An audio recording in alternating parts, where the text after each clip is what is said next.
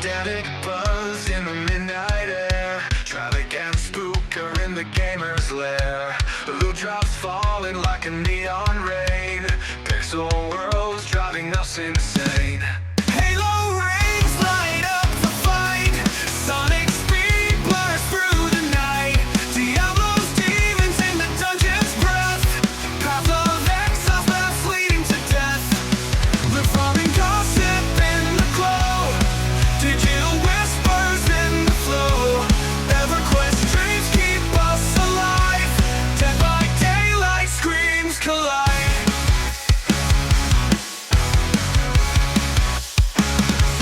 Talk of bosses grinding bones. Legends born in gaming zones. Quests that stretch beyond the frame. In this podcast we name the game. Controllers on the heartbeat song. Spooker's laugh keeps the vibe strong. Travic's words cut through the noise. Gaming tales from girls and boys. Loot farming gossip in the glow. Digital whispers in the flow. EverQuest dreams keep us alive. Dead by daylight screams collide.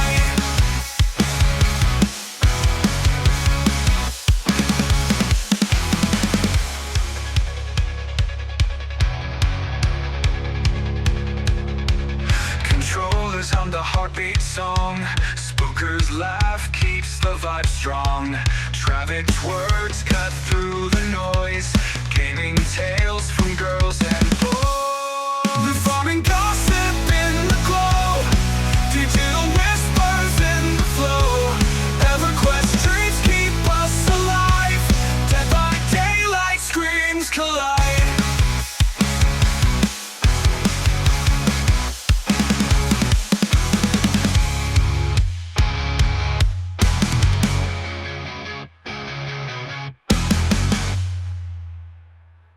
Hey everybody, welcome to another episode of Loot Farming and Gossip, where you have me, Spooker, and our co-host, Hi everybody, Travic here. where we're going to dive into all things Path of Exile 1 and 2 with the new League and mechanic, the League of Mercenaries. And the good, the bad, the in-between, the community feedback, and what we think and our takes on the differences, changes, what we expected, and maybe what may be to come. So I know you've been diving pretty deep into the whole League of Mercenaries and figuring things out. So how far have you gotten with the Mercenaries, and what can you tell us about the mercenary mechanic in Path of Exile 1's new League? The mercenaries in themselves are probably one of the strongest things that we've had in the game for a long time. They're really reminiscent of Diablo 2. I know we constantly go back in a lot of the previous episodes to Diablo 2, but it really feels like that's what they were aiming for. You have this character that comes alongside you. It has auras, it has skills. You can give it gear, you can give it all different loot pieces, and you can really tailor this guy to go through your maps with you to really provide you with either an offensive or defensive line. And because you have another player with you, technically an NPC, you're still getting half a player's worth of loot in the map, which makes it just out of this world. It's probably one of the best things to ever come to the game. And I fear that it might not go core because of its current level of power is insane and people just are crazy. Well, true. And you're not wrong. Like, we had enough, I don't know if it was community members or just feedback, lashback about once you get towards like the core end game farming and you're running into these mercenaries, and you would literally click whether you're trying to take a piece of gear or you're trying to hire them or you're trying to steal their epic loot that they have in their inventory, whether it be divines or chaos orbs or whatever it may be. And you click that button and you get that countdown like ready, fight. And then boom, you're dead. And it's like, no, it's so this is where like community feedback is really interesting, right? So at the time of recording, it is Sunday. The Sunday after, it's 7, 8, 9 days after league start. We're 9 days in, right? Because it's the 22nd. Yep. Players refuse to accept that while, yes, some of the mercenaries are very overpowered, the problem with them dying is them. We're 9 days in. my character went from constantly chain dying to mercenaries to just looking at them and blowing them up because I've upgraded my gear. Players need to realize, being 9 days in, that their gear is bad, they haven't progressed as far as they thought they have, and they don't remember what it's like to start a league fresh. Because Settlers League was like 350 days. So now you're coming to Mercenaries League and players are just trying this new mechanic without a whole lot of knowledge and blowing up, while the 0.01 percenters are just clearing everything. Yes, I'm not disagreeing with a lot of the people that some of the Mercenaries are really overtuned. Like that Val Flame Blast will immediately just kill you, but a lot of the problems that players are having is gear-based due to them wanting to rush everything and not taking the proper time to gear their character or know how to properly play their character. True. I won't argue there. Like that, a lot of it definitely is just not being geared. For me personally, like I went through that same phase, right? I was running, I was killing the mercenaries, had no problem. And then I upped the content that I was running to the next step. And then boom, I hit that wall where like, yeah, I clicked this mercenary, had an epic piece of loot on him, probably better than a lot of the loot I had. And then, yeah, next thing I know, boom, I blink, I'm dead. And yeah, totally get it. I'm under geared. I'm not ready for it. Not my problem at all. But a lot of other people were having a similar thought process against what you said, right? And yeah. I'm not the only one that was thinking like, what the hell happened? Like I just went up one step, not thinking that obviously, I need to upgrade my gear. That's just a natural thought.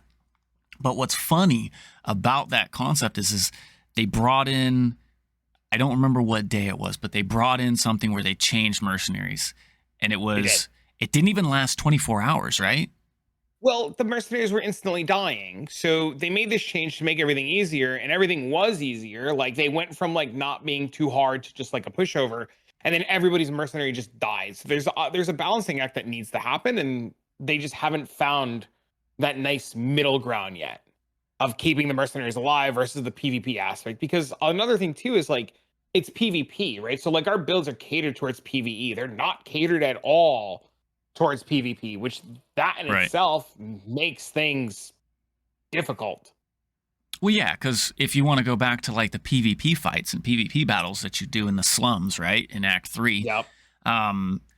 A lot of that is very, very similar to the whole mercenary mechanic, right? You'll be in there fighting, having fun, get one shot somebody, and that was kind of the gist of the PvP in the slums, as far as I was.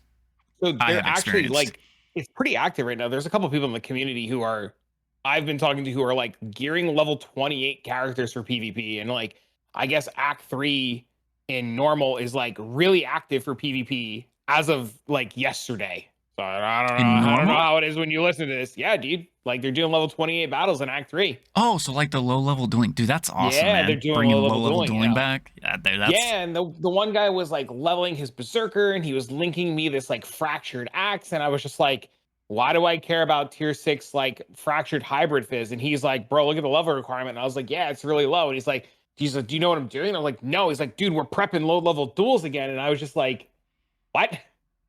Wait, what? Yeah, I mean, like even in the PD2 community, and even in the core Diablo 2, and even Diablo 2 Resurrected, low level dueling has always been a crazy populated little group of people. So I mean, that makes sense. That'd be cool. I'd actually be down to. Yeah, I've never done the PvP in Path of Exile, so it'd be really interesting to see. I'd like to see if like the community comes together and rally tournaments and stuff. Yeah, that would be really, really cool.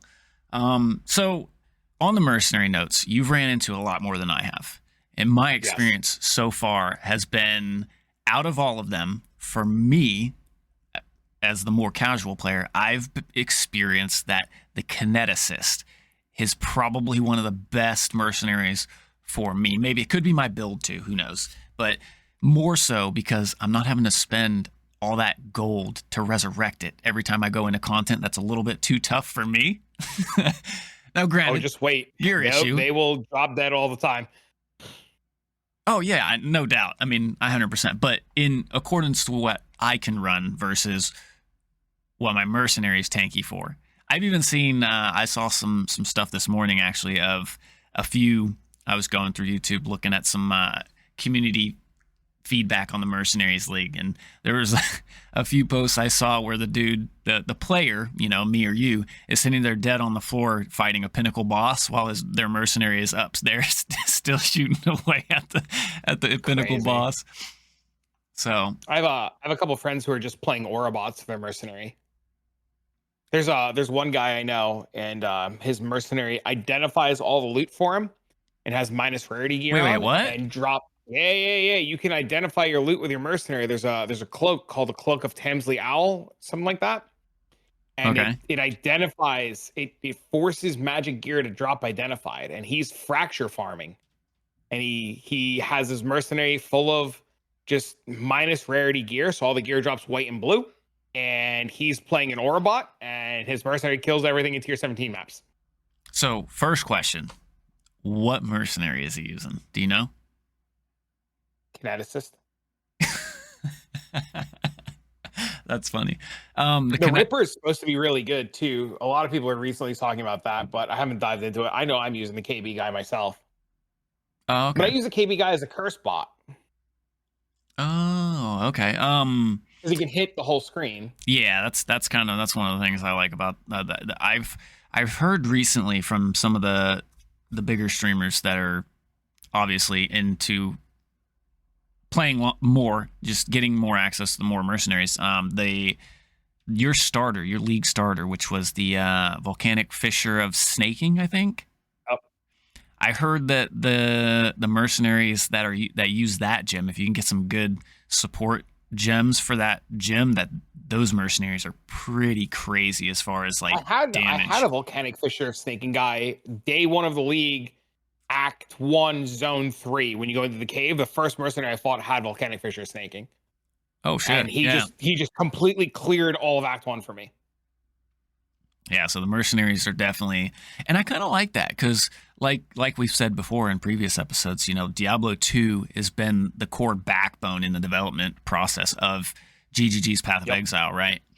So I kind of love the fact that they're bringing in that whole mercenary aspect of, because we've had, I won't say mercenaries, but we've had instances like Heist where you kind of go into this mechanic and you have helpers that are following you, similar to like a mercenary setup, but you have no control of their gear, what they're doing, what they're casting. It's just they are what they are. You give them like a few pieces of loot, and it's not really that beneficial. I mean, it is for the mechanic, but you know what I'm saying. It's nothing like Yeah. No, this is the first time that we've had like actual like hireable help to fight bad guys.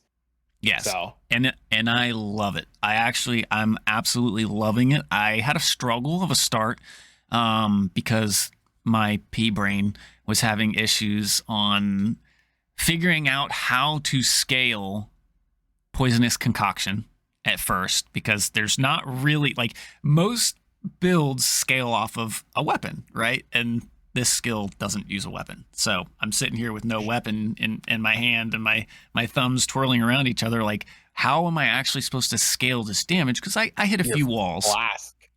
Flask. Correct. And I actually found a flask. Was it last night, I think? Yeah, I think it was last night. I found a flask with it. It was I think it was like a 69% increased recovery rate. And my question to you, actually, since we're here together, when it comes to the flask, does increased charges benefit? Yeah, I mean, you use a charge, right? So if you don't have good charge sustain, well, if you don't have a good charge sustain, then yeah, you need charges. Okay, that makes sense. But so eventually you're going to get to the point where you're like playing Pathfinder or Assassin, and you're just going to have infinite charge sustain and generation, and that won't matter. And you only care about the size of the flask and the recovery of it, because it's like based off like recovery. And like, I think I don't have the gem in front of me. I think it's also based off how much, like how big of a flask it is. So you always want like the 3,500, 3,600 health flask. Yeah. That was the big thing I noticed, was that like when I upgraded my flask, it helped my damage, but not as much as I thought it was. So like I was looking into the different scaling, where else we can scale it, and it just kept boiling down to you just need more levels. It's always more levels, yeah. So that's like, and this is the thing with like league start that a lot of people forget, right? Because we haven't league started in a year, and it kind of goes back to the earlier statement we made earlier. Players, yourself included, and I'm not immune to this either. We forget what it's like. So like I rerolled off of Volcanic Fissure Snaking into Cast and Stun, and Cast and Stun into like Smite Slayer. And I'm playing like this Ruchu build, and it's really strong, it's really solid. And I hit a bunch of walls just like you did. And I had the same kind of questions. How do I scale it? Where do I go? What do I do? And my buddy who was playing it, my buddy MB who's playing it, just kept saying, well, are your gems leveled? And I'd be like, nah, they're like 18. He goes, they're not leveled. He goes, they have quality? I'm like, a couple of them. He's like, so they're not quality. He's like, what level are you? I'm like, 82. He goes, so you're not 90 like it recommends. I'm like, I'm not 90 yet. And he goes, so why are you complaining? And I'm like, you know what? You're right. Like, you're right. I got to pull my head out of my ass. And like I'm not immune to it, right? We forget because we're so used, or at least I can say I'm used to. And there's going to be people who are going to be like, this elitist prick. I'm so used to playing an entire league with having Mage Bloods and Headhunters and like this crazy gear because Settlers was a year long, right? So in that course of a year, it was really easy to get this mirror weapon and this Mage Blood, especially with the price of items dropping. Like even right now, like when I look this morning, Headhunters are, if I refresh right now, Headhunters are currently being price fixed at 25 divines and trending down from 60. 25. So, that's crazy. Well, yeah, we're like a day away from single digit or low double digit Headhunters, right? So Right. like, you know, it's only a matter of time until everybody's back at that like power level that they were once at, where they forget what it's like to league start again. Right. And that was my issue. Like, it's been a while since I league started, and even the league starts that I did, well, it's not even a league start because Settlers, like you said, was almost a year long. Yeah. Even when I did go and play some, I had twink gear where I, ran through the campaign in, 7 or 8 hours.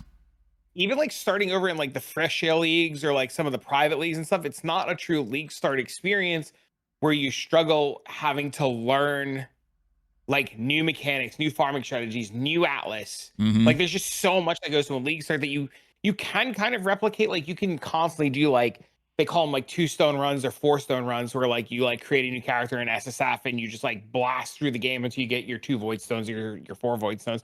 Like, yeah, you can replicate that over and over and like, come over hurdles and overcome like different gearing hurdles and stuff, but you're never going to be prepared for like the level of spike in difficulty.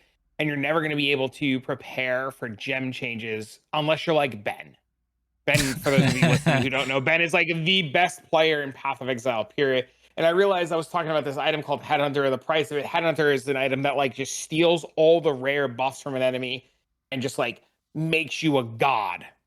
So we're talking about like god tier loot, Right. Not everybody has that privilege, but yeah, is what it is. But yeah, with leagues, speaking of stones, I haven't even gotten my stones. I'm still farming maps to build my character up. Just buy it at this point, man. See, like, then this is another one of those like league start things where like players don't realize. And I understand the topic today was supposed to be like the league mechanics stuff, but a lot of people, like yourself included, like we're a weekend, right? Some people are gonna be like, oh my god, it's not that deep in the league. It's pretty deep in terms of like getting things done in the beginning stages of things, especially as like somebody like you and me who like our job is to like play video games, right? Like just buy the stones, right? Just buy completion or get somebody in the community to do for completion for you. Even if you're listening and playing Path of Exile at this stage and you don't have your 4 stones, just buy your 4 stones. You will get so much more done and progress so much faster having it done than sitting there bashing your head against the wall. What's the going rate for that? I don't know. I can look. It's not what it was on day 2 what I paid. I'll tell you that much. Oh, it's right. Yeah, I know. The it's league start prices are less. Freaking ridiculous. Yeah. But that's just because Go ahead. Yeah, I was gonna say that's just because the sparsity, right? The amount of people that are actually capable of doing it that soon. Yeah, that's a big part of it. People will like take advantage of early league stuff. But if I were to look up boss carries right now in the present moment, you can get your Maven Stone for like 40C, and like your Uber Eater or your Uber Shaper Elder is like a divine, dude. It's like it was like 5 when you paid, right? Or 3, no, I think. it was like 2 apiece. Like it was like, well, at the time, right? It was like 90 C for Uber for Shaper and Elder for the Uber Elder fight, and it was like 70 C for Maven. But at the time, like divs were like 50 C. Right, So right. it's weird, right? You're like it's different stage of the league. Right. It's cheaper, but in reality, if you do the comparison of C to D, it's just way more expensive early league. Yeah. Because a Divine is so much more Divine, expensive. it's a Divine just goes so much further early league too. Yeah. Like you just get so much more like room. Like even right now, like I would tell, like if somebody were asking me today about like the difference between Chaos and Divine, I would tell them to not even invest. 7 days in, I would never tell them to invest in Divine, ever at this point either. It's always invest in like Mirror Shards or 7 years bad luck at this Something point. That's going to hold value. Yep. Yeah, everything depreciates really fast, and it's really interesting because Mercenaries provided us with so much more high tier loot and so much more currency faster than a lot of other league mechanics that everything just completely devalued so fast. Yeah, I noticed that. I think I got a lot of my 4-linked gear from Mercenaries like early on. Was it like before I even finished the first 5 acts, I had 4-linked helmet, I think, that I rocked almost all the way to maps, I believe. Yep. A lot of that gear is insane. Yeah, it's actually I don't think people realized how insane for a league start that the Mercenaries made the league and the possibilities if you went back and did league start again with the knowledge that you have now, how crazy ridiculous you could just speed through the content. Yep. Mercenaries were also like clearing zones way higher than they should have been. So like you can get like a mercenary in like the mud flats and it would carry you through most of Act 1. Yep. Even now, like making a twink character, like you can, it's a little bit more of a pain because you have to like store the mercenary ahead of time. But if you were to make a second character right now and get it to level 20 and higher mercenary, and they get to level 40 and higher mercenary, and then get it to level 60 and higher mercenary, and keep them stored in your hideout, and then make a new character later down the road having these 3 mercenaries, the level 20 mercenary will carry you to level 40, the level 40 mercenary will carry you to level 60, and the 60 mercenary will carry you like forever because you can hire a mercenary 20 levels higher than you. Right. So 20 at 20 you would get the 40, at 40 you would get the 60. Yep. I noticed that when I found my first kineticist, I was in a Discord call with my dad and my buddy, and we were sitting there talking. I hired him, and he was going on about the mercenary he was using, which was, I don't remember which mercenary it was. I think it was a bow. It was one of the mercenaries that used a bow, and he was talking how well it was, like it just cleared the screens for him, and he was having a blast. And I was like, I've been hearing about this kineticist, and I was like, boom, I finally ran into one. So I hire it. I kill it, and then it was literally like 10 seconds after that, I was like, oh my God, what the hell? I was literally shield charging through all the maps, and before my shield charge could reach the enemy and I could stop to throw a poisonous concoction, my mercenary had just cleared the whole freaking screen. I was just like, whoa, what the hell? What's crazy too is you can give them loot 10 levels higher than what they are too. Is it only 10 levels? Yep, they can wear gear 10 levels higher than what they are. Yeah, that's crazy. That's super crazy. So, with mercenaries, I think the best loot that I've gotten from mercenaries is a handful of chaos orbs. I know they drop divines. What's the biggest loot Divines. pocket? Just 1, 2, and 2. I've gotten stacks of 2. I've seen people get mirrors. I've definitely seen people get really. Mirrors. Wow. I've seen people get mage bloods. Yeah. I've personally only seen divines. So is it known, or is it just, what's the word I'm looking for, theory, that mercenaries in maps scale with maps and map modifiers like rarity and stuff like that?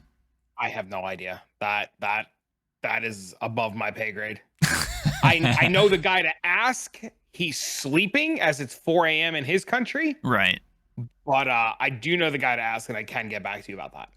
It was just more of a curiosity question because you figure it's a league mechanic, and a lot of league mechanics scale with these different concepts. And when it comes to like a mapping league, like this league is basically, I was just curious maybe if we knew that mercenaries and their gear or pockets scaled with, map modifiers and all that good stuff. I'm sure somebody listening knows, but I don't personally have that answer. I haven't noticed much crazier stuff, and I've been doing a lot of tier 17s. Right. And 5, so I haven't seen anything like that, but maybe I'm not looking in the right places. True, or just not paying too much attention to the different mercenaries are literally, for me, a mercenary is click the mercenary. Does it have Mageblood, Headhunter, Defiance of Destiny? No. Steal its pockets. That's literally where I'm at with mercenaries. I pay attention to nothing else. Mageblood, Headhunter, Defiance of Destiny, none of those. Steal its pockets. So at your stage, you're not even looking for potentially an upgraded mercenary that has better support gems? Nope, don't care. Because they're just already that powerful? Nope, just don't care. my mercenary does one thing. It curses everything on the screen. Don't need it to be more powerful. Don't need it to kill anything for me. Just need it to curse everything. But that's different, right? That's like for me. Other players will want different things. Not everybody's doing it the way that I'm doing it, right? Like my mercenary provides me with 3 extra curses. It provides me with exposure, right? So like I don't need it to do a bunch of things. I just need it to hit the screen and survive. Gotcha. Tanky. My mercenary like poops out a little worm. I kill the little worm. I get life leech off the worm. I steal it. I get adrenaline off the worm. It's just. Yeah, we should get a little clip of the audio for that and clip it in here so that the audience can get a little experience of that. I was recording a video earlier and I realized it was playing while I was talking. I had to re-record the video taking the ring off the mercenary. You see videos now. The ring is in your inventory. Oh, yeah, that's too funny. Oh, yeah. So not only did we get mercenaries, right, and some Atlas changes, we got a few different quality of life improvements that people didn't realize they necessarily wanted until they had access to them via another game, right? For example, the pause feature. That's a good one. Me personally, I appreciate this feature as a gamer, a dad, a husband, and a worker. Sometimes you just have to get up and walk away, and you really don't want to lose that, 20% XP, 15%? I don't know the percent. It's like 10 or something, but yeah. No, I think it's one of the best features ever. I'm so grateful for it. I want it in more games. Yeah, I want it in more games. I agree, and unless it's like obviously, and the cool thing is even in Path of Exile 2, a lot of people didn't find out till much later that the pause feature was actually accessible to multiplayer. So a full party, you can still pause the game. I thought it was not supposed to be accessible to a full party. I don't know about Path of Exile 1, but if me and my buddies were playing and we tested this, we were in a blight map, and I said, for test purposes, can you hit the escape button and pull up your menu? And he was like, yeah, sure. So as soon as he did that, I pulled up mine, and it said at the top right above the menu, game paused. And I said, okay, that's crazy. Can you get rid of your menu? And as soon as he dropped his menu, the game paused notification above the menu dropped out and away. So it does pause if everybody in the party is at a menu of some sort that would generally pause the game. I didn't know that. That's really good. That's really cool, actually. Yeah, no, it's been awesome. Like, especially in Blight where you have an oh shit moment and you can kind of rethink, hit pause and be like, okay, I need to get over here, do that, blah, blah, blah. Anyways, so that's probably the best quality of life feature that they've ported from PoE 2 into PoE 1, and I love it. A lot of people did not like the pause feature. There was a lot of pushback when it was first announced, even for PoE 2. People hated the idea of it. I thought they were crazy. I always love the idea of just being able to pause my video game. But we come into a world where when my mom's yelling at me now, I can't just say I'm playing a multiplayer game anymore, that I can't pause it. But, just to kind of tag what you said, also as a dad and stuff, it's nice because I can be doing something and my son can need me. I can pause the game without worry, or if he wakes up during the night, or if my cat decides it wants to puke all over the place, I can just pause my game and go do what I need to do and not have to worry. It's quite wonderful. Yeah, no, I agree. And for anybody out there that's listening or hears this and you're one of those pause haters for whatever reason, please let us know. I'd love to know your reasoning as to why you hate such a quality of life improvement in my eyes, because it just brings so much things to the table. When you pause your game to complain about pausing, realize that you paused the game that you're playing to then come complain about the pause feature that you just used. And don't forget the like and subscribe button while you're down there. Exactly. I've heard some mention about the Rogue Harbor. What about it? There was improved access. Did they change the way you can get to the Rogue Harbor? You can, if you go to the Rogue Harbor once, it'll always be on your screen now. So like if you go to like your waypoint, you can click on the button. You don't need to use coins anymore. One you coin. Only need to use wow. Coins. You need to use coins one time now and to go to the Rogue Harbor. And as soon as you get to the Rogue Harbor and unlock the waypoint there, it'll always be on your waypoint. You just click the button on the right side of your screen and port right over. And that's with being anywhere too?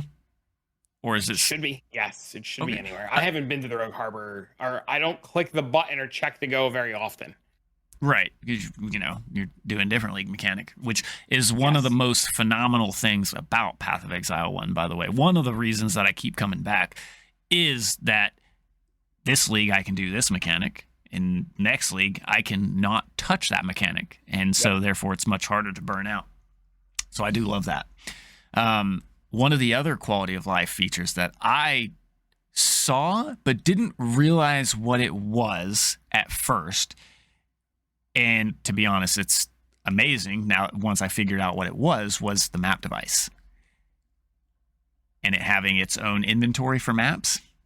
I thought that was so stupid until I played with it. I thought that was so dumb at first. They released this teaser, this little bag. I was like, this is the dumbest thing. And then I played with it, and boy, howdy, was I wrong. So what was your original thought on it, and why was it dumb to you? Because what am I gonna do with it? I got a stash tab, bro. I throw everything in my stash tab. I don't need this little bag, bro. I got a stash tab. I set up everything nice in my tab. I know where everything is. I grab them in order. I ain't gotta worry about anything. Okay, understandable. And I can see that same point, but then you said you changed your mind once you got to play with it. Yep. As soon as I got to play with it, I throw everything in there. I was like, all right, this is cool. I'm an idiot. I was wrong. Very easily able to admit I was wrong. That's kind of cool, how you can have such a strong opinion on something, right, that you know nothing about, and then when you actually get to interact with it or play with it or test it, whatever the case may be, it's like, wow, was I wrong? Yeah. It's kind of cool. So I haven't messed with the Atlas too much. What can you tell us about the new changes that come with the Secrets of the Atlas expansion? Well, you want spoilers? Because this is about to be pretty big spoiler. So this is your warning. Me personally, I don't care. So, but anybody listening, if you want to skip ahead a couple minutes to not view spoilers, go for it. So as soon as you clear and get to the high end of like 16s, and you run into Egon or Zana's brother or whatever his name is, he'll give you a quest line, which is really cool. And that unlocks these memory tears where you like go back in time and you see all like the memories of Zana and stuff like that. And after you complete his storyline, he actually sets your Atlas on fire. What? Yeah, this is what I'm saying. This is why I added the spoiler tag. Like, as soon as you complete the Egon quest line, your Atlas sets on fire. And it's got like, it's really cool. It's so hard to describe because it's got like burnt edges and rose petals on it. And it's like drenched in like flame. It's really cool, man. Maybe we can get a little spoiler picture thrown up in there. I can we could do that. We can have production pull that up. Yeah, that's sweet. And I've heard a lot of talk about the memories, and I remember doing like, what was it? You'd have the different mechanic memories, like Einhar memories and memories like that. Is it similar to that style of so that memories got moved altogether. Right. The memories now are in Kirak missions. So they're just in a completely different place. But the tears are not like memories. The tears are the 16.5 maps that lead to a boss. So that's like how you engage with the new boss mechanic. You'll like find Egon or whatever his name is in a map and he'll have a tear. You'll click on the tear, he'll come grab the tear. And then you'll talk to him and he'll put a tear, like, okay, very similar, like you said, like a memory where it goes from map 1 to map 2 to map 3 to map 4, and you follow those maps in order, and then at the end of it's a boss. Oh, okay. Yeah. That makes sense. Yeah. They're rare, which is kind of sad, but, you know, it is what it is. I've out of all the streams that I watch, and I do watch a bunch of different streamers and content creators that obviously have a lot more time to dive down the whole end game mechanics and content. I've heard it mentioned, but I've never actually had a chance to like sit down and watch anybody that's actually doing that content. And it's only been a few times between all the content creators that I have seen, so that makes sense that it's super rare. Yeah, I didn't notice it until you don't get it to spawn until you complete the quest line, and you don't get it to really spawn until you start taking like there's like extra nodes on your Atlas tree that you can like take that I don't think a lot of people have been taking to like get more originator maps and make that stuff happen more often. What do you mean? So there's nodes on the Atlas tree that you could take for the Egon stuff. Oh, specifically towards like the memories and things like that for the. Yeah, there's if you go to the top of the Atlas tree, there's nodes that say 10% increased chance for your maps to contain memory tears.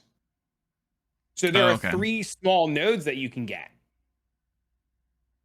that will give you chances for memory tears. And I don't think a lot of people have been taking them. Well, true. I mean, but there's been a lot of changes, right? Like outside of just the additions and changes to what's it, manipulate the Atlas tree towards the current league. There's been a lot of nodes that were removed, moved, and added outside of just that particular thing you're talking about, right? Yep. A lot of people at league start are too scared to experiment.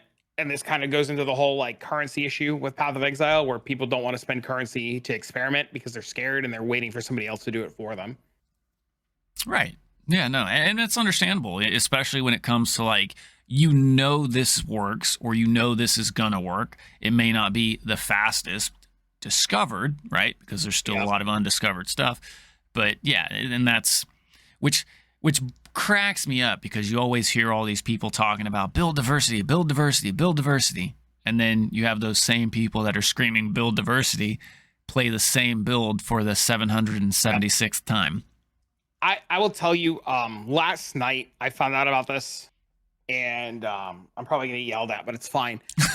So people are so used to what they have set in stone, like farming Legion or farming Blight or farming Expedition. Nobody wants to like think outside the box, and they'll wait for your FUB guns or whatever to like come up with a strategy, and they'll try to mimic it. But people never think to sell the shovel in the gold race, you know? Right.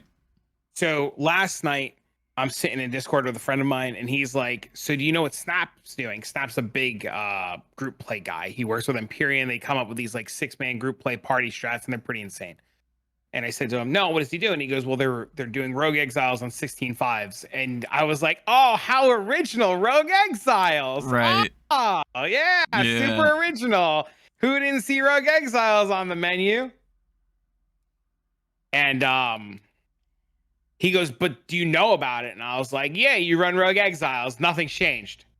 And he's like, but do you know? And I was like, no.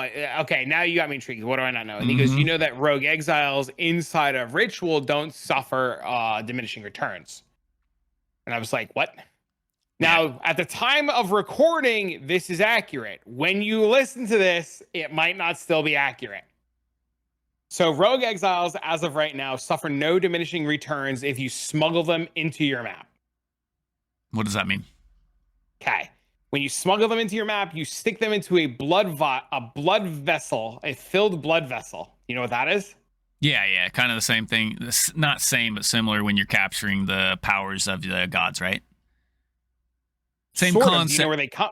No. Where they come from? That I don't know. Ritual has a mechanic called a blood-filled vial. When you Okay. complete a ritual, you can use the vial on the ritual to capture all of the monsters in the ritual.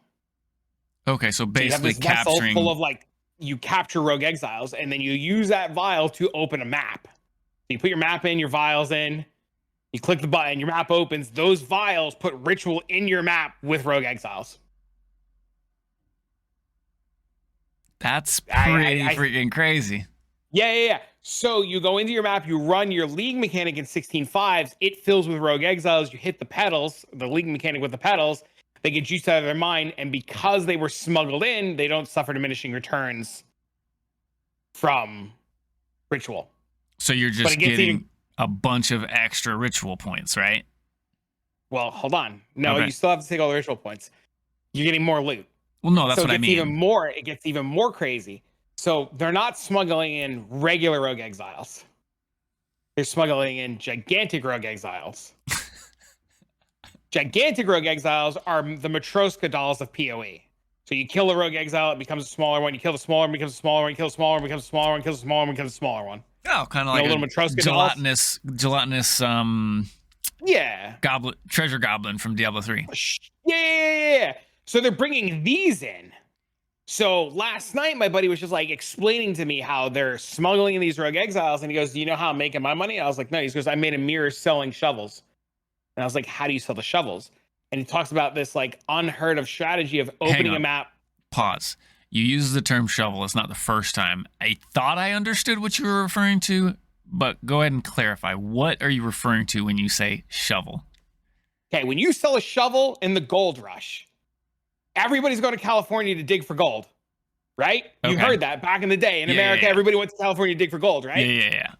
Who made the most money? The guy selling the shovel. Right. So everybody's racing to do rogue exiles. Everybody's trying to smuggle in rogue exiles. Who's making the most money? The people creating the vials to sell. Gotcha. Okay. Selling the shovel in the gold rush. Gotcha. Yep. Yeah. It was the same thing, a similar thing to Thracia League. People were making more money off of what were they called? The Atlas things. Yep. What were they called? Idols. The idols. Yeah. They were farming up all the idols rather than actually farming currency or anything like that. So that I mean that makes total sense. That's actually like ding, brilliant. Yep. It's in every single league. So like there was a guy back in the day named Grimro, and Grimro used to be a very big divine per hour guy, did all kinds of spreadsheets and kind of laid the groundwork for the whole div per hour mindset. Right. And he used to say that some of the most important people in a league are the people that are willing to do the things that you don't want to do. Everybody wants to do the like rogue exile, tier 16.5, blowy uppy, bajillions of uniques falling from the sky. Everybody wants to do that. Of course. But the people who make the most money are the people who are willing to do in the effort to get the other stuff. So like Shaper farmers, people farming Shaper, very specifically Uber Shaper, right? You need tier 17 runners to farm the fragments to sell to you to run Uber Shaper. Regular Shaper. To run regular Shaper, you need 4 fragments. Those 4 fragments require you to kill 4 bosses. Those 4 bosses come from very specific maps. Yep. Those maps come from other maps inside of maps. So now you need a guy running maps to generate maps. Those guys that generate those maps sell those maps to another runner who do those maps to generate those fragments. Those fragments are sold to the Shaper runners who do the Shaper fight, and those Shaper runners sell those frags to the Uber runners to do Uber Elder. Yep, that was so like there's this like weird chain where like everybody wants to be at the top, but sometimes people don't realize that the guy blasting at the bottom is making more money than the guy at the top. Yep. There was one. I don't remember which league it was. It was a few leagues. It was one of the first leagues I came back to. Maybe it was Affliction. I don't remember exactly which league it was, but I noticed for some reason, I don't know what it was, but nobody was selling flasks. Just simple flasks. So I told my buddy about it, and I was like, dude, I'm making bank just spending 50 to 100 alteration orbs and selling these flasks for 1, 2, 3, 4 and up sometimes 10 divine for a perfect rolled flask, while there's none on the market. And so, yeah, next thing I know, it was he's in California time, so he's 3 hours before me, so he's up later than me normally, and he's on DGen hours anyways. But needless to say, I would do it during the early or late afternoon, early evening, and then once I stopped, he was like, okay, is it my turn now? And he would turn around, he was doing the same thing, and I think we ended up making probably a couple mirrors worth of currency for our builds over a period of like 2 or 3 days until it started, like, obviously everybody else was like, hey, look, there's money to be made here. So that's cool. But yeah, that was one of my first experiences of selling the shovel. Yep. A lot of, we make the jokes about like the fub guns and the zizzerins and stuff, and these guys come up with really good strats, and like people want to do them, and you just sell the shovel. Right. Well, like you said in the very beginning, everybody wants to see that big loot explosion, or they want to see that giant pile of raw currency drop, and they forget that it's a stair or a pyramid where somebody has to be at the bottom supporting the stairs or the pyramid in order for the pyramid or stairs to stay upright. And like you said, a lot of people don't realize that a lot of times that the bottom dude, what we used to call like the runners of the military, right, which is like E4s and below, are the backbone to these strategies, or our military, right? And it's just crazy how people they just want to be at the top. They just want to be at the top, and what they don't understand is that the guy at the top's making a bunch of money, but back to your div per hour thing, the guy at the top's making, I don't know, we'll just say 100 div per hour, but the guy at the bottom's making 500 div per hour because he's selling all the shit for that 100 div per hour guy at the top in order to make his 100 div. It's different ways, shape, and form. You can make a really good amount of currency right now just like farming deli orbs. Where do those drop? Is that just delirium maps? Yeah, they drop from delirium maps. Yeah. Oh, okay. You just farming deli orbs, farming different scarabs, farming for ore, sending shipments. Like there's so many little things. Speaking of shipments, that was another thing that they kind of changed, right? Because obviously the last league was 11 months, almost a year of people consistently rebuilding and creating their King's March. So what do you think about the changes that they did to King's March for this league? Is it a win in your eyes, or do you think it was? Yeah, absolutely. It absolutely is. I think the fact that we don't have to build a town is huge. You just hire workers and send off the workers. The problem that we don't know right now is, well, maybe we do. I just haven't done enough research. We just don't know the shipping meta yet. But having access to recombinators and not having to set it up, having access to the mappers and not having to set it up, I don't want to build the town ever again. I'm just glad it's done. Well, that was my thought too. I thought that was even before the league launched, and they were talking about how we're not going to have to build King's March anymore. It's done. Obviously, it left a lot of speculation as to, okay, how is it done? What does done mean? But needless to say, I think that was a huge W as well. I enjoyed building it once. It was fun. But after that, I was like, no thanks. I'm glad that we can just get to maps or, finish the campaign. And if we want to just jump into King's March, we don't have to spend 1,000 hours in maps farming for the different ores just to upgrade the town to finally. It's always the gold. The gold is the problem. I mean, gold still probably needs to be readjusted, but it's always gold. Well, not only my first, and this is probably just a me problem being a casual player, but from my perspective, when I did it, not just the first time, but also the second time when they did that like mid King's March reset, I think whatever they called it, or I don't know. I don't know what you want to call it, but needless to say, when they did that, both times that I played, I always felt like as a casual player, gold was always an issue, right? That's a known fact. It's like number one issue even now is still gold, gold, gold. Yeah. How do we farm gold? But those 2 times that I ran through, my issue was finding the damn Verisium ore. And then once you do find it, if you super juice that damn thing too much, you just get your ass whooped.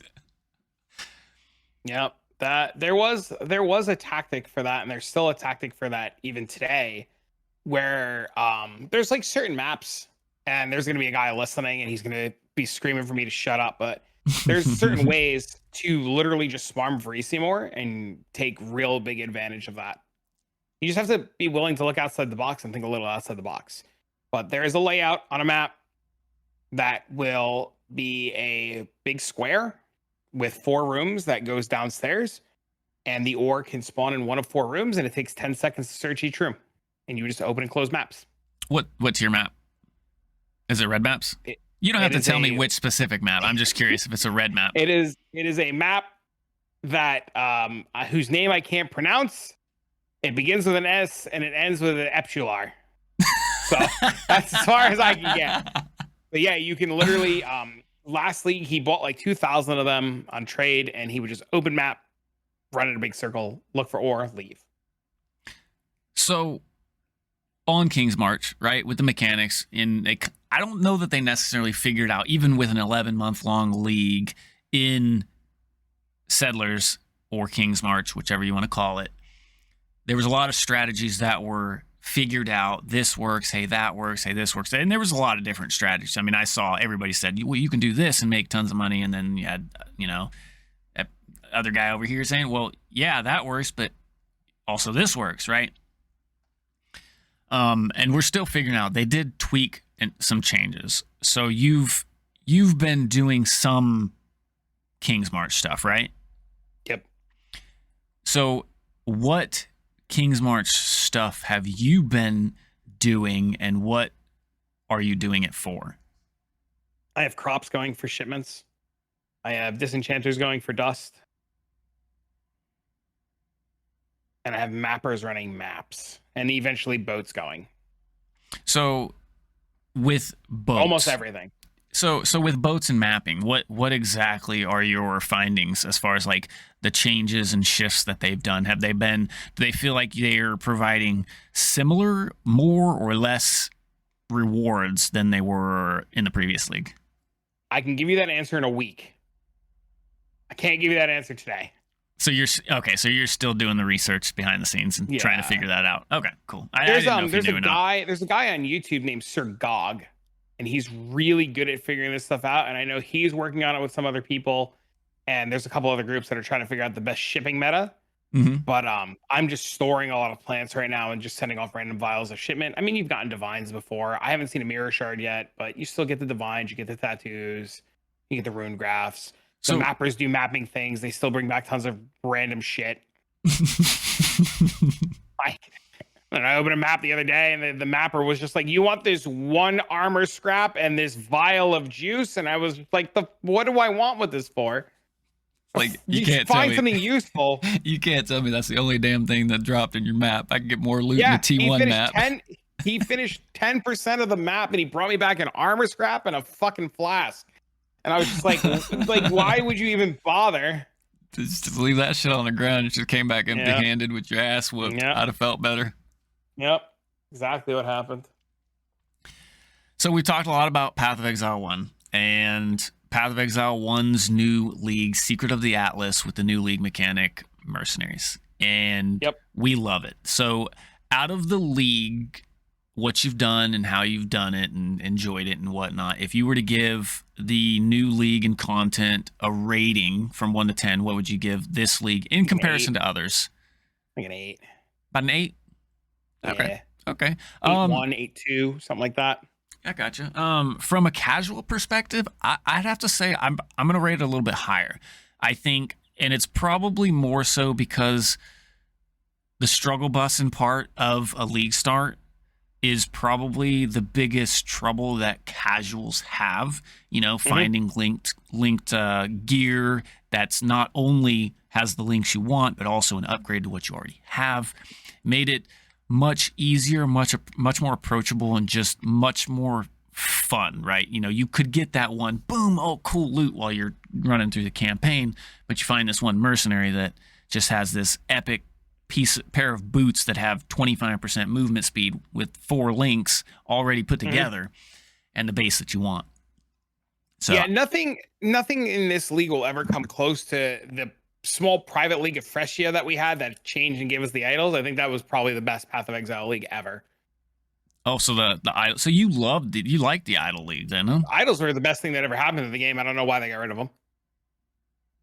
Well, they completely changed their base functionality of the game. Yeah, it was great.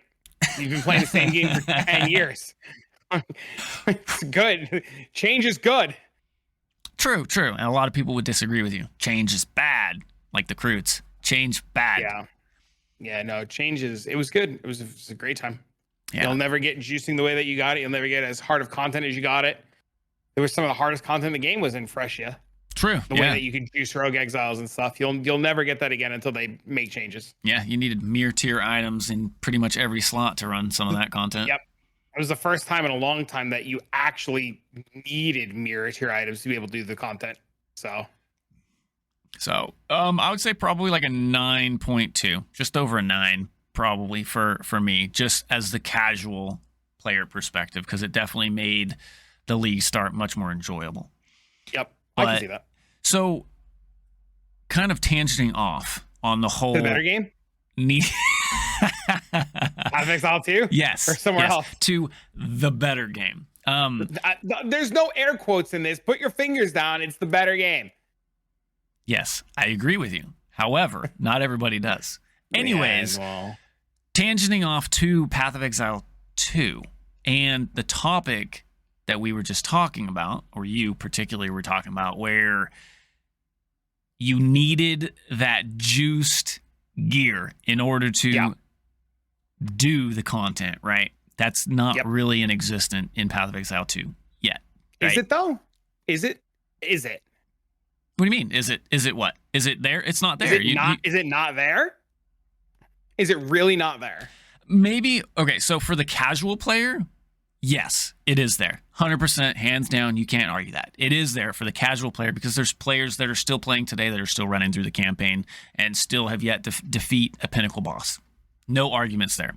But not on the level that Path of Exile 1 is, and I don't think it'll ever be that way because I don't think that's their goal, right? Because they've specifically come out and said they want to separate that whole ideology of Path of Exile 1 versus Path of Exile 2. They've already straight up said that they want them to be their own separate games, which is fine. I'm glad. I like that because for those big old PoE1 goers, and I'll probably get a lot of boos here from the PoE1 fan base, but PoE1 is PoE1, and I want it to stay PoE1. I don't want PoE1 to become PoE2, nor do I want PoE2 to become PoE1. I like the fact that they're different games. But I'm in agreement with you. With that being said, what do you think this new league for Path of Exile 1 is doing to or with the health and longevity of Path of Exile 2? And is there something, not necessarily specifically from this league, but from Path of Exile 1 that you would like to eventually see in Path of Exile 2? And don't say Blight. That's a hard one. Because I probably would have to say Einhart. Beasts. What about beasts do you enjoy? Beasts are fun, man. You just go in, you blow up a bunch of things, you get some cool stuff, you get to craft some stuff. Beasts are a good time. So, particularly the farming the beast part, or the fact that you farm the beast for another sort of crafting option? I just like all of it. I can't really pinpoint one specific thing about it, but it's just a really good time. Yeah, no, I can see it. There's been a lot of I won't say a lot, but the last few leagues I've seen you enjoying doing some sort of beast farming method one way or another. So obviously must be fun if you continue going back to it, right? Mm-hmm. For me, I think the one thing that I would like to see coming from Path of Exile 1, right? No, I still want them to be separate games, by all means. But one thing that I would like to see is just more currencies. Give us more currencies to shape a little bit more of this RNG system that people want to call crafting, but it's not crafting. It's freaking playing the damn slots or lottery to hope for a decent item. Yep. So probably just a little bit more currencies, or maybe not necessarily just currencies, but a more undiabolical method to actually craft higher tier items. Let it be some chase items that you have to chase for to potentially do this. I'm fine with that too. But give us something that we can go for instead of just grabbing, 7,000 bases and 70,000 exalts to slam them. Yeah. But it gives like, I like that bases have value. Agreed. 100% agreed. And I think like alterations and scours remove value from bases. Yeah, no, I agree. I don't want scours. Hot take, I don't want scours in the game. Because you're absolutely right. You add scours to the game and it removes the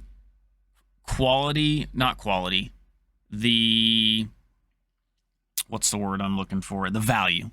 Jesus Christ.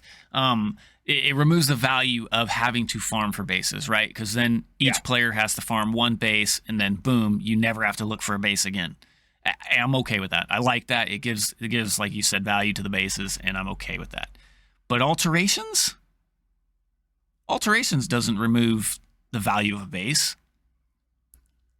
right? Because if you can't scour it, you can reroll a maximum of what, 2?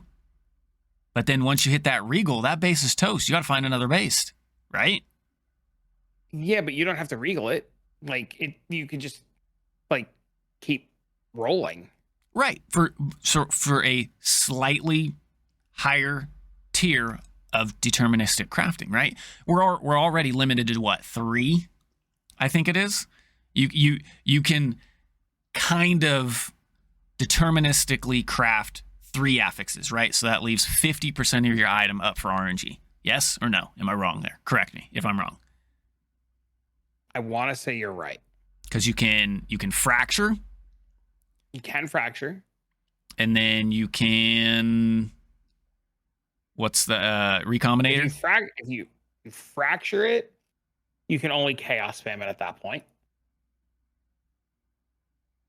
Can't do anything. But it has to be rare, right? For chaos? I mean, you can't fracture a blue item. Can't you fracture a blue item in PoE 1? Nope. Has to have 4 mods.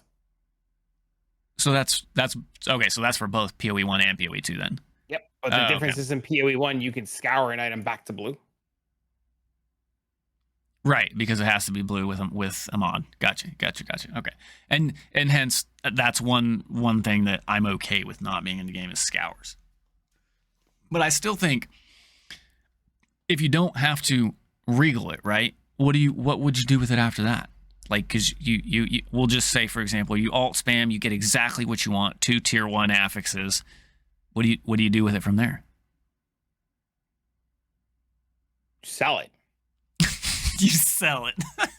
Sell your shit. What do you mean? Drew, sell your shit, people. That's how you make money. You sell your shit. Quit holding on to your dog shit items and sell your dog shit items to other dog shit players. Yes. No, but serious question, right? If you don't sell it because you're crafting, it still holds value, right? Bases still hold value because you sold that base. Now you need another base, right? Even if it's to sell with alt spam, right? So even for a value perspective from your side. Yeah, I can see it. You see what I'm saying? Yeah, makes sense. Like I said, I think honestly the big value reducing in PoE 1 for bases is the scour orb. So if we just leave that out, I think having more deterministic currencies for crafting, I think would be good. Would be good for PoE 2 because right now it's definitely does not feel good trying to craft anything when it comes to We just need to accept that they got to give us back the.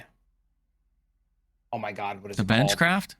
Yeah, they just. I mean, runes are great, but just give us the bench. Everything will be fine.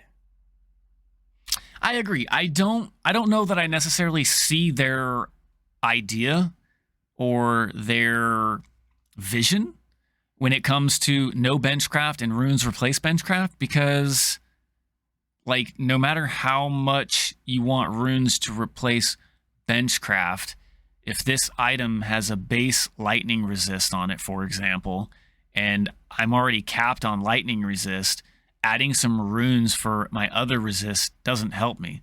So I still have to shift all my stuff rather than just using runes to quote unquote fix it, right?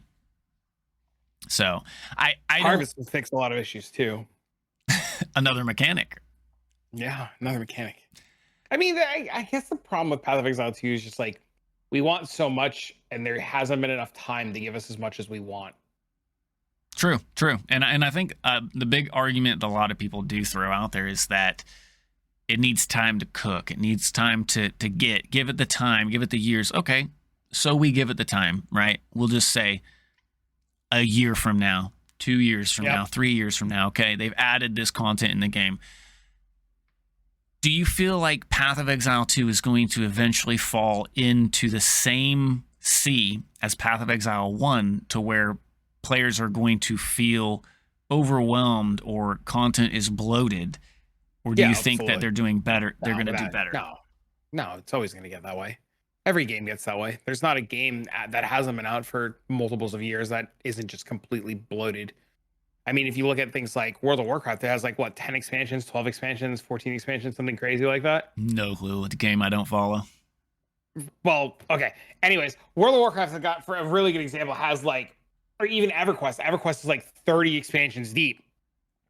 Right. And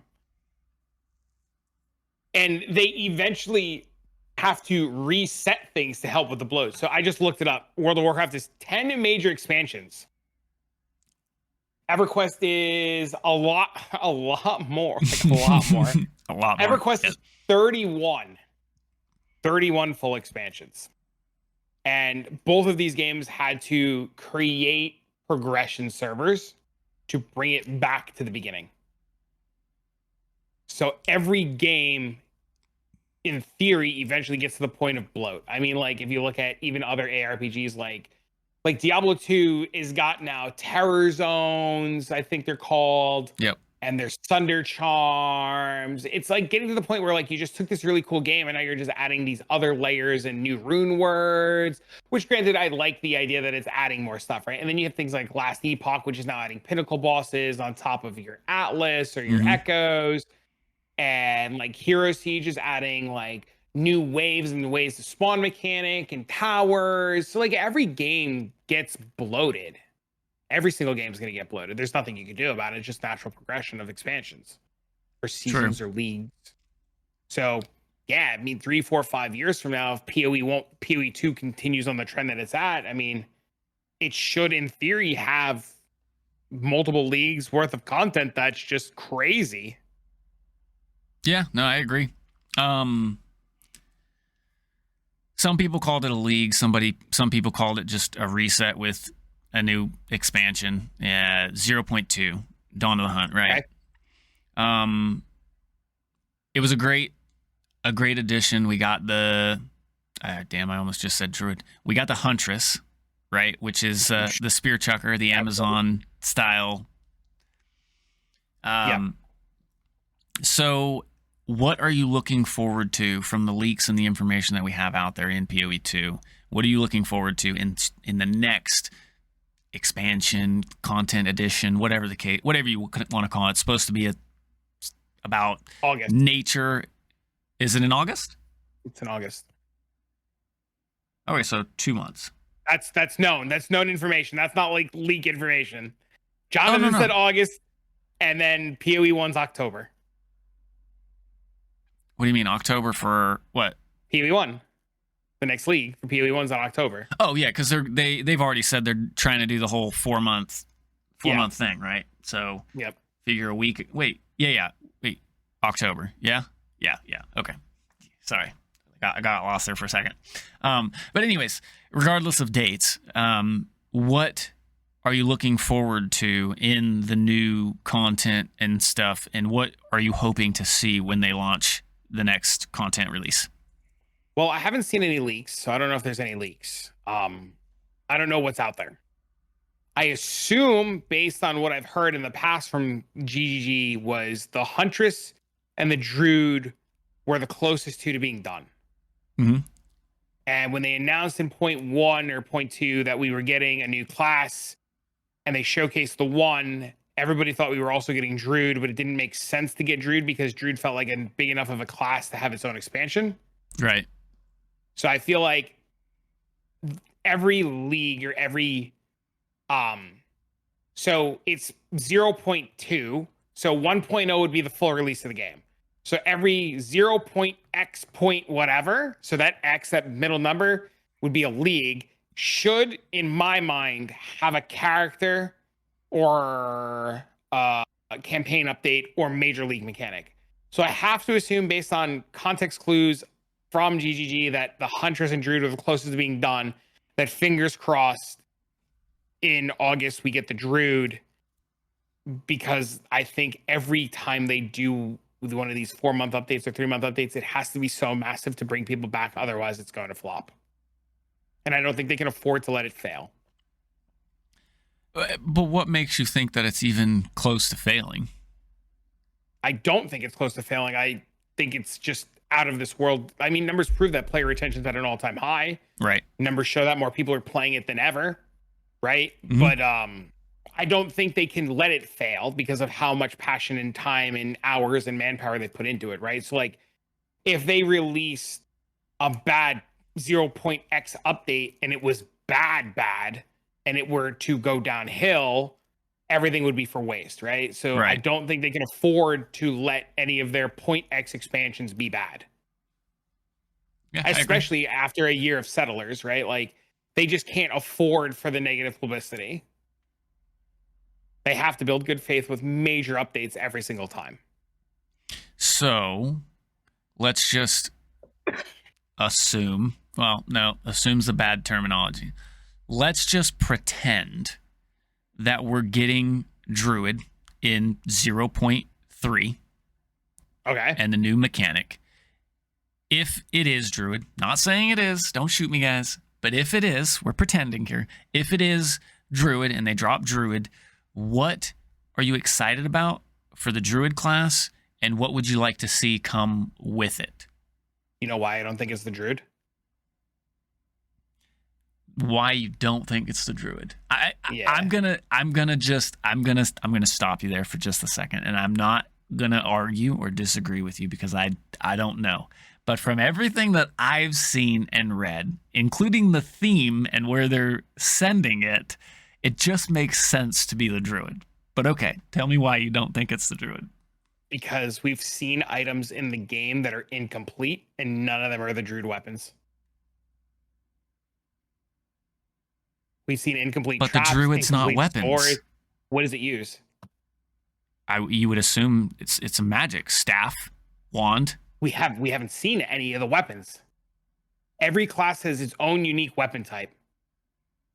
Every class is identified with a weapon type. The sorcerer and the witch, right? They don't need a weapon to cast their spells, right? They have wands. They have wands, so Wands were in the base game. right. But that's what I'm saying. Like, but So every Druids haven't could seen use any of wand. this. They could, right? but wands came with the witch and sorcerer. Bows came with the ranger. And even if you turn on, like, if I were to turn on Path of Exile 2 right now, like, you could see the different weapon types when you click the skills. Right. And I don't think we've seen any of the Druid stuff. Maybe not. I mean, that's a valid point. Because Is there no staffs in the game? There's quarterstaffs.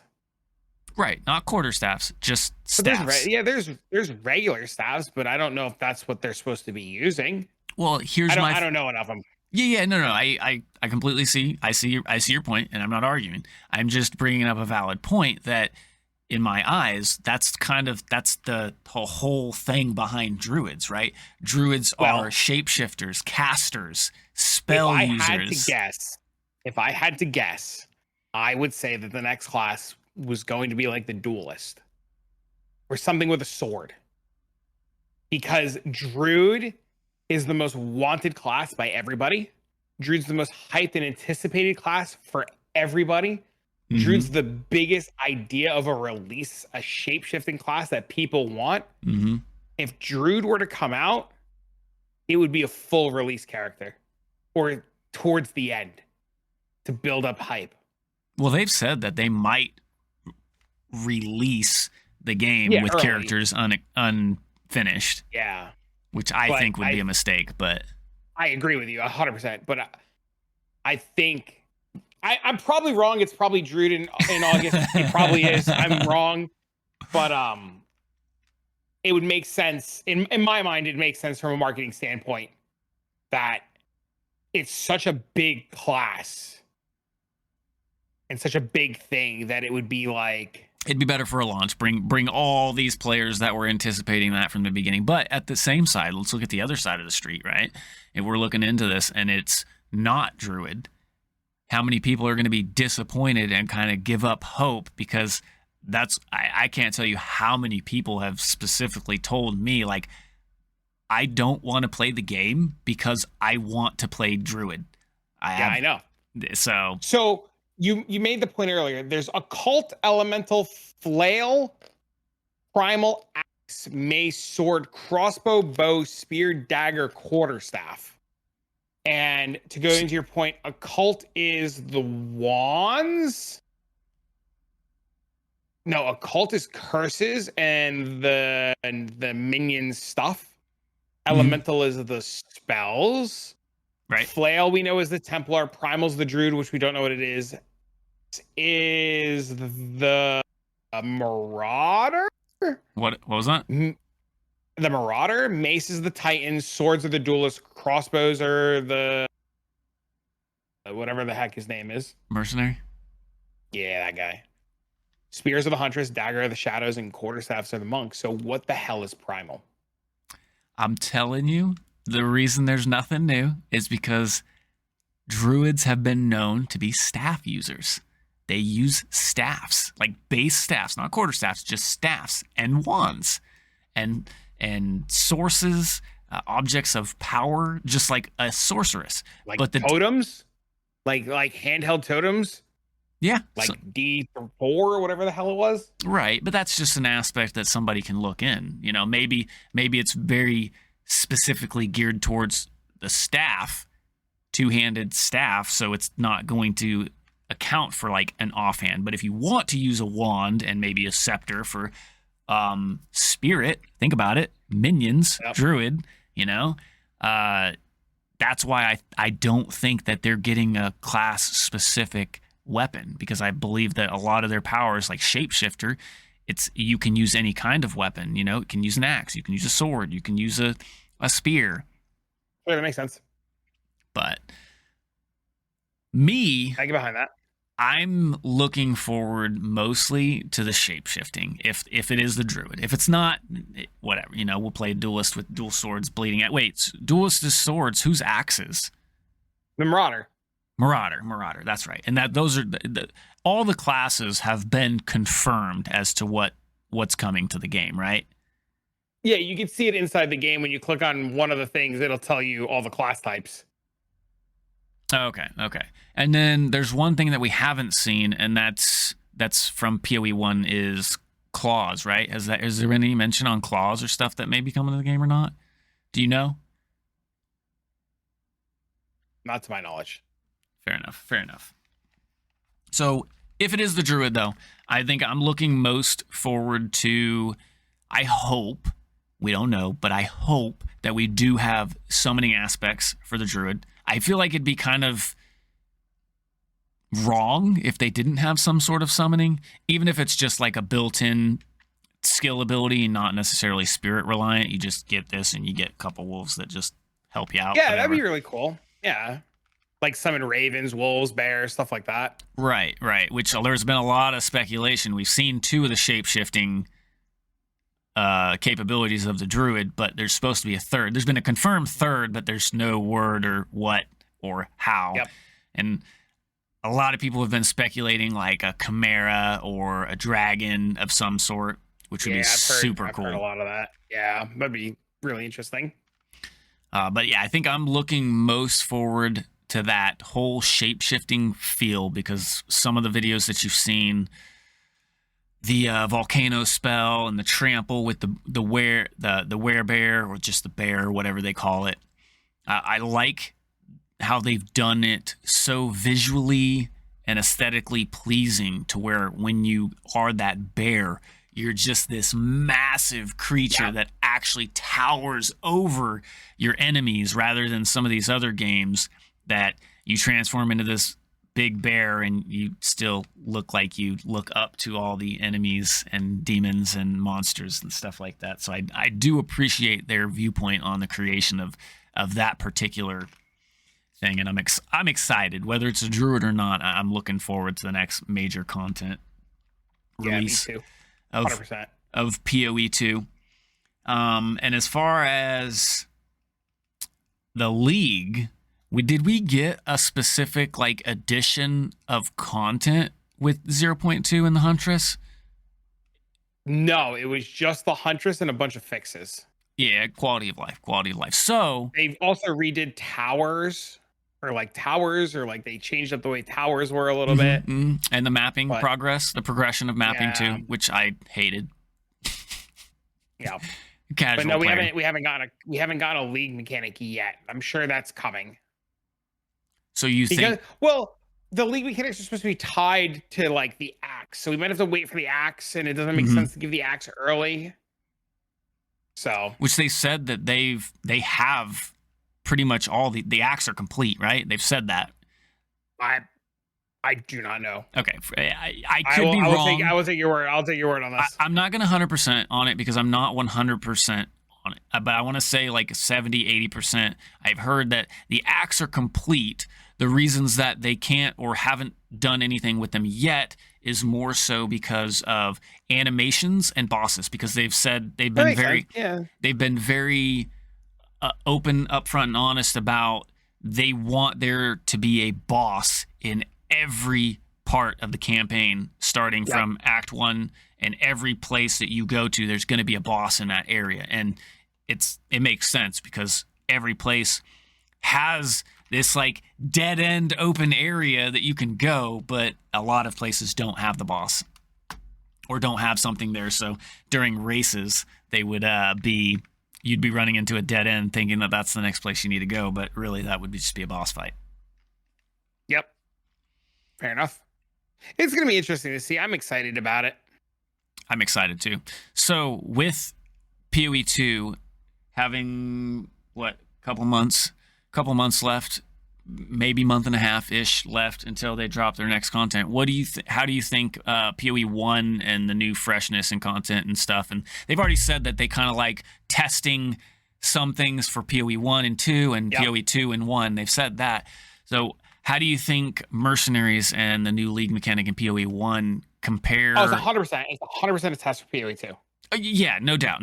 But how do you think that brings health and longevity to PoE 2? What do you think about that aspect of it? That's hard, right? Because I don't know how much PoE 1 affects PoE 2 in the grand scheme of things. I'm not sure. I don't really know how to answer that. Well, answer it from your perspective. Like, because you enjoy both games. You play both games. Matters. Yeah, no, it doesn't matter at all. So to you, regardless of what PoE 1 does, it doesn't give you any thoughts or processes behind PoE 2? Yeah, it doesn't matter. I mean, PoE 1 is just a testing ground for PoE 2, right? There's separate games. Right. Yeah. So, like, I don't think 1 is going to have an effect on 2, especially since we've seen so many times that, like, 2 is 100% tailored towards non-PoE1 players. Right. So That makes I don't sense. know. To Yeah, me, it's hard. true, but just the name Path of Exile and all the good, it will say good because there's been some negative feedback as far as for mercenaries, which is you can't please everybody, right? There's always going to be the negative feedback, which sometimes can be very constructive. Yeah. The negative feedback for the damn servers and performance problems that they got for, and lashbacks for PoE1, constantly getting kicked out, servers getting shut down, which I think they came back and said that wasn't on their end at all. It was a DDoS attack, yeah. But it wasn't even on GGG, right? It was like an internet service provider DDoSing attacks. I didn't read the whole thing. I just know they said they got DDoS. I think you're right though. I think criticism is really important. I think what players are failing to do is they're keeping their criticism without it being like attacks. Like I always encourage people. I think if you have a problem, I think if you dislike PoE1 or PoE2, I think the best thing you could ever do is log out, go to the forums, make a forum post with critical thinking, not just screaming like the old man pissing into the clouds. Yep. I think players who spend the time to make constructive posts, whether it be good or bad, and no matter how bad is bad, but constructively is doing way more help than harm. I think the players who are doing harm are the players that are bitching they hate it and are still logged in. Like if you want to make a stand, like speak with your wallet, speak with your numbers, log out. Like you see it in PoE1 all the time. Players are they're unhappy, they log out. That's why there's no retention, right? Right. Players get bored, they log out. It's not good. And then you see PoE2 and you hear about all the people crying, but players are logged in. Players are playing. Players are having a good time. It comes down to the whole aspect, right? Who's looking in from what direction and what window are you peeking in through, right? Yeah. I agree, though. The biggest thing that you can do for the health of any game development is speak your mind and give a reason why that is your mind, right? So for all you PoE 1 and 2 lovers and haters, go to the forums, right? Tell them what you think about the game. Give them this critical feedback, which is extremely important for a well-developed game, but not just give them feedback. Like Mercenaries, I hate them. They suck. But why? Why do you hate them? Why do you hate them? Exactly. Yeah. Why do you hate them? Why do they suck? And what could they do to fix it? Even if it's, you're a small nobody, that doesn't matter, because you would be surprised as to where they get some of this feedback and find a lot of this information from the player base, right? Because just because, for example, Twitch has 100,000 people watching PoE1, that doesn't mean 100,000 people are playing PoE1. It could, but it doesn't. Where there's... I will tell you, I pulled up the charts. There's, according to Steam charts, 120,000 people logged into PoE1 and 19,300 logged into PoE2. Excuse me. And it goes to show that, like, PoE1 players are standing their ground for their game. They're logged into their game, and I hope they continue to stay logged in. I agree. And for those PoE1 players that aren't logged in and you enjoy PoE1, why aren't you logged in? Let them know. Give them the feedback, because you're just going to stay logged out and they're not going to get any fixes to bring you or your niche back into the game, and so they need that feedback. So if you're logged out, why are you logged out? Let them know. You hear from so many PoE1 purists. Oh my God, it's the best game ever. Oh my God, PoE2 sucks. Oh my God, this. Oh my God, that. And you say, well, what are you doing in PoE1 right now? And they're like, oh, I'm logged out. I'm waiting for the new stuff. Why? But if it's so perfect and so great and so wonderful, you logged out and you make the point. Go tell them why you logged out. Why did you get bored? What got boring? What changed? Why aren't you playing? What has come out in other games that make things more exciting? You can say, I'm playing League of Legends. Why are you playing League of Legends and not playing Path of Exile? What is it about League of Legends? Are you just a degenerate? Are you addicted? Did they do a new mechanic? Did they come with an idea? Because Path of Exile is the king of stealing ideas from other games. That's what makes it so good. Yeah, every league is stolen from another game. Like, let's call a spade a spade. Everything is stolen from another game. So if there's something good, You make the point, man. Tell people why you like it. Can't steal it if they don't know it. Exactly. I think we made a lot of good points here, and I love Path of Exile 1 and 2 from a casual point. I'm slow trekking. I'm still playing PoE 1, not at the speed or level that a lot of people are, but I am just a casual, and I still enjoy it. So I am logged in, and when I find something that I don't like, I'll tell them about it, and I let them know, whether it's on their forums or other forums, Reddit forums, wherever it may be. Steam forums, that's a good one too. And you said you logged in and you saw Steam numbers, right? And that's another thing, is that's only one, I won't say small, but that's one portion of the many places, because Steam analytics don't provide console base players. They don't count base client. So that's a lot of numbers that aren't there. Now, there's a big majority on Steam, but Steam's just one platform. Are you logged in on Steam, or are you logged in on the base client? I'm logged in on Steam, which I regret almost every time they do some sort of mid patch while I'm actively playing. You can convert to the base client. Yeah, it's just a matter of logging in. My big issue with that right now is just space on my PC, old PC. Delete it off Steam, put it on the base client. Yeah, I've considered that too, and I think I might end up doing that if I play both on the base client. Yeah, I used to play on the base client way back when, because I was one of those people that were just completely against Steam. I don't like Steam. I don't like this third. It wasn't Steam. It was the idea that I want to play your game and I want you to launch my game.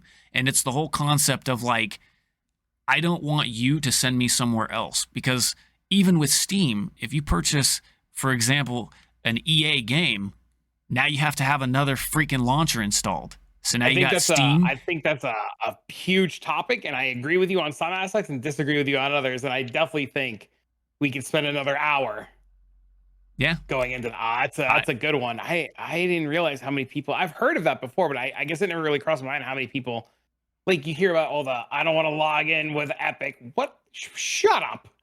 Log in. It's crazy, but that was exactly the way I used to think. I don't think that way anymore, but I definitely did think that quite a bit. But I think that is for another time and another episode. Yeah, I think that's a hell of a topic. This is one of those moments where, like, I'm thinking about it and I'm like, do we want to open this can of worms and ask people their thoughts on it ahead of time? And I think that's a good idea. I think so too. I think if you want to hear more about this and you have a topic or a thought on that, you guys got to let us know. Also, if there's any topic that we haven't discussed up until these episodes right now that you want to hear us go over, or something that you would like us to research, please let us know.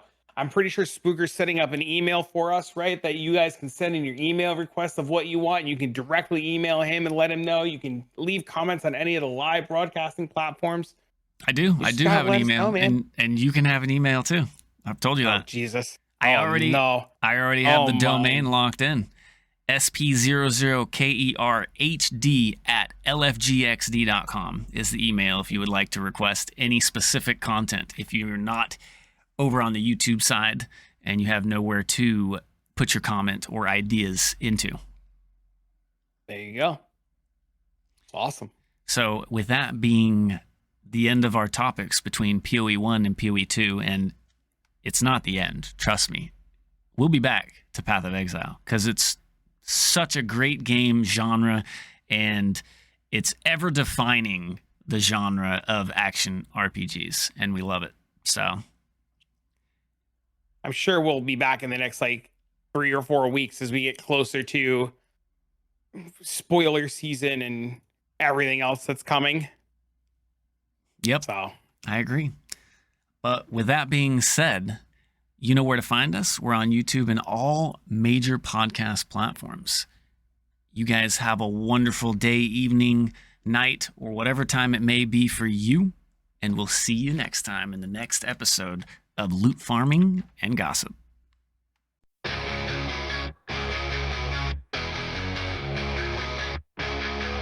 Static buzz in the midnight air. Travic and Spooker in the gamer's lair. The loot drops falling like in neon rain. Pixel worlds driving us insane. Halo rings light up the fight. Sonic speed blurs through the night. Diablo's demons in the dungeon's breath. Path of Exile paths leading to death. Live farming gossip in the glow. Digital whispers in the flow. EverQuest dreams keep us alive. Dead by daylight screams collide.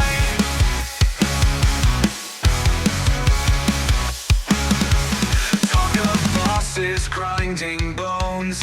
Legends born in gaming zones. Quests that stretch beyond the frame. In this podcast we name the game. Controllers on the heartbeat song. Spooker's laugh keeps the vibe strong.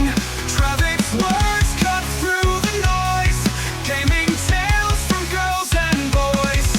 The farming gossip in the glow. Digital whispers in the flow. EverQuest dreams keep us alive. Dead by daylight screams collide.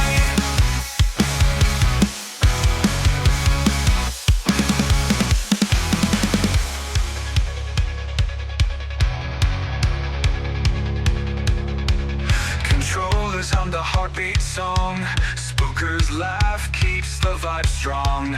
Travic's words cut through the noise. Gaming tales from girls and boys. The farming gossip in the glow.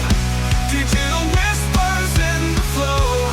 EverQuest dreams keep us alive. Dead by daylight screams collide.